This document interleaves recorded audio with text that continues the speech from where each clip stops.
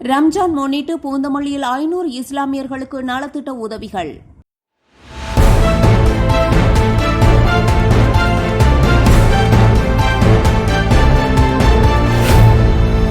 பூந்தமல்லி பகுதியில் ரம்ஜான் பண்டிகையை முன்னிட்டு 500 இஸ்லாமிய குடும்பங்களுக்கு நலத்திட்ட உதவிகள் வழங்கப்பட்டன.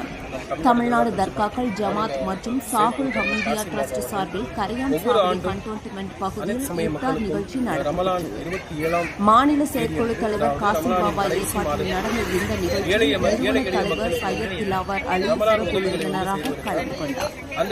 பின்னர் அரிசி, எண்ணெய், கோதுமை மாவு, சர்க்கரை உள்ளிட்ட மளிகை பொருட்கள் மற்றும் புடவை அடங்கிய தொகுப்புகள் 500 எளிய மக்களுக்கு வழங்கப்பட்டன.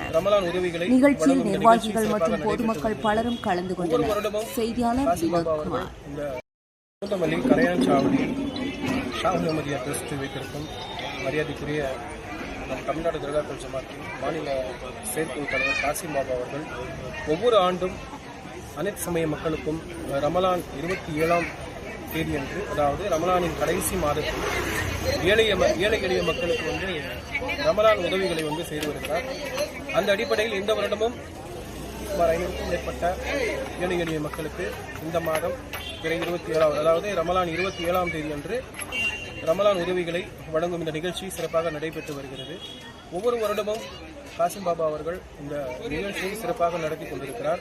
அதன் அடிப்படையில் ஏராளமான ஏழை எளிய மக்கள் பலன் பெறுகிறார்கள்.